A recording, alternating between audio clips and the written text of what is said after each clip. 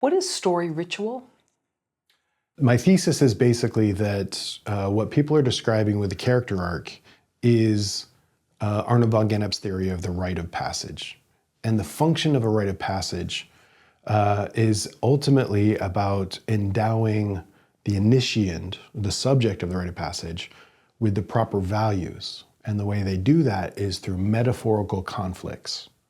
And so Arnold von Gennep, this folklorist, and then kind of contributed largely to anthropology, to understanding anthropology, came up with a kind of three phases of, or three stages of the rite of passage. It was the preliminal, the liminal, and the postliminal. And when I was reading through that, that's when it really clicked, the parallels between the stages of rite of passage and story structure, dramatic structure. And a lot of people talk about the act one threshold. You cross the threshold into act two. And I always thought that was just a euphemism or a random metaphor. But the more I dove into what exactly does this concept of thresholds tie into, that's what led me to reading von Gennep. And it's just brilliant insight. He went around studying different rituals, but so there's rituals which are performances or representations that create some sort of relationship with the world around you. You're trying to achieve something with a ritual, whether it's persuade a god or the spirits, or create some sort of celebration. Like a wedding is a kind of ritual, or a graduation ceremony is a ritual. You're celebrating achieving some sort of goal. And by doing that, you're communicating to everyone around you that you've achieved this goal and that your community can now regard you with having a certain level of status or a certain competency. And then von Gennep took this concept of ritual, saying actually there are certain types of rituals that are used specifically to navigate different maturational periods of life. Those are rites of passage. And what exactly is the passage? It's the passing of thresholds, crossing through thresholds. So von Gennep used this metaphor of life as a house.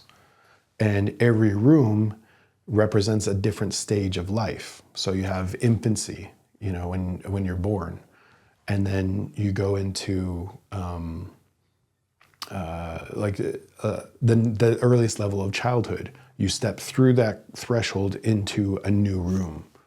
And his theory was basically that most cultures throughout history, like communities, would use rituals to help introduce those characters. So like introduce those members of the group, of the tribe, of the community into their new phase so that they could comfortably adapt to the new phase. They could learn what's expected of them and also feel safe and integrated in their community. Like so much of what we talk about with the identity crisis has so much to do with the fact that we no longer feel oriented in the society that we're navigating. So we suddenly feel like I don't fit in this world anymore. Where do I find my meaning?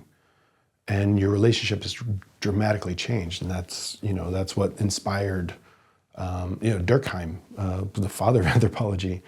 This question, originally we had the humanities were primarily looking back at trying to kind of scientifically diagnose where cultures rose and collapsed and fell. And Durkheim started saying, well, we need to start looking at sociology. He invented sociology as kind of saying, we're not just looking back, we need to understand this for the world, the culture we're living in, and dealt a lot with the concept of religion and the sacred and the profane. And what he noticed was that with the Industrial Revolution, so many rituals were being lost because you would have people that were being plucked out of these communities going to a large city where there was factories, where there were jobs, and they didn't know anyone around them. And so suddenly you'd have these children that normally they would have a whole community investing in the well-being of the child and their identity, feeling part of something, integrated into something, and they would move to the city, work in a factory, and they wouldn't have those rituals anymore.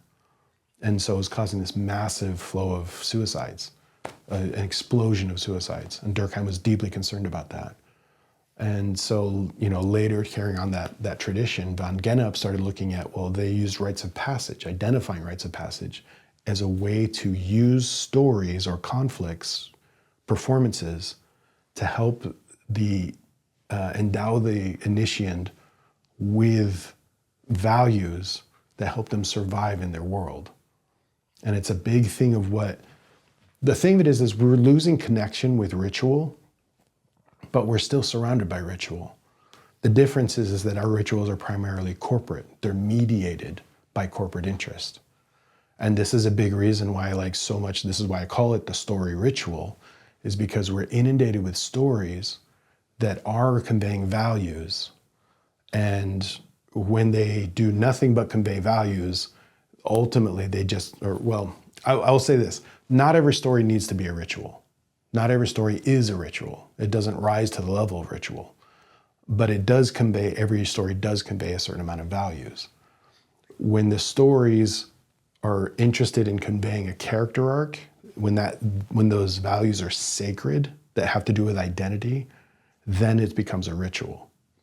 That's ultimately how you achieve the level of ritual, is by engaging those sacred values. Things, if you look at a lot of sitcoms, what's it called? Seinfeld, perfect example. They're largely interested, they're not as interested in the sacred values, they're more interested in the practical values through irony, the subjugation of practical values. Like, why do we have to sit here and wait just because someone told me to wait, That's half of the comedy. But those are practical values. They're not necessarily interested in the transformational stuff. So I wouldn't say Seinfeld necessarily achieves ritual. It's just great entertainment, just great entertainment. Right, there's the word. Yeah, but like a quinceañera, that's, yep.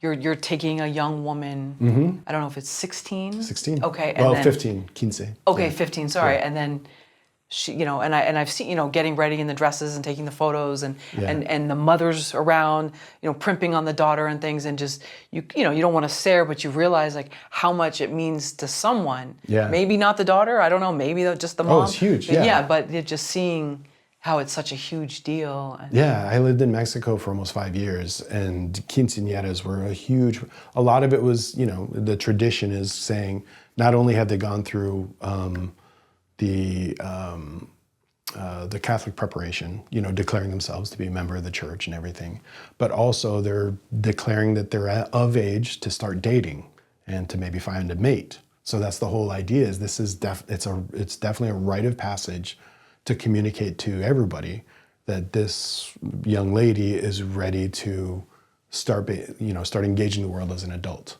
right. Specifically for dating or for preparation for marriage and reproduction and stuff like that, or having kids. But yeah, and 100%, in my experience living down there, the daughter takes it very seriously, the mother, the father, it's the whole community is there to celebrate this incredible experience. So she feels loved and safe, and also has to face the conflicts of identity. And so much of identity crisis is because we don't know what we mean to other people around us. And a lot of, this is why I think if we understand the nature of ritual and the nature of story, first that it's a kind of, it's like a vector for values. The more we understand that, the more we'll start to see story as something more than just entertainment or something to pass time. In fact, I think that's, a lot of people say that, we engage entertainment because of escapism. And I just don't buy the escapism thing. We're not engaging because we're like, oh, I've got 2 hours that I want to fill. We want to be engaged. We want to have a meaningful experience. And stories that engage the rite of passage, that actually we emotionally invest in them and then follow their journey, we come away from it having some epiphanies, some revelatory experiences. I just watched this movie last night, Anemone. It was starring Daniel Day-Lewis, and he was the co-writer with his son, Ronan Day-Lewis. And it was beautiful. It was just haunting and devastating and beautiful. And Daniel Day-Lewis is just a master at his performance, and it's largely about a story of, it takes place 17 years after the Troubles in North Ireland. And it just tells the story. Well, I don't want to spoil too much because it reveals a lot, but it does tell the story of what were the soldiers, the British soldiers, who were sitting there, like, who were hunting down and shooting and fighting with the Northern Islanders. What was their experience? What kind of PTSD were they negotiating? And then they come up with some really interesting metaphors. And I'm close friends with several, I have several friends that are Irish, that grew up in Ireland. And, you know, from their perspective, it's a really interesting, provocative story to hear the other side, you know. And it's the kind of story I think we need in culture to say, like, maybe there's more to this. Maybe these people aren't just these one-dimensional devils or one-dimensional, you know, automatons who are just fulfilling their role. And I believe when we start to engage story as a ritual, we start to look at it as a vector for communicating values, which means we start to want to engage these characters as more than just these types, these stereotypes. Right. And hence going back to the bull, staring it in the eyes, Yeah. and realizing it wasn't just snorting steam from its nostrils. There was an awe that you had. Yeah. And I saw vulnerability in the eyes at the same time I was, you know, pissing my pants. But yeah, it's good stuff. Thank you for watching the video all the way to the end. Here is a complimentary question from our book Story Questions.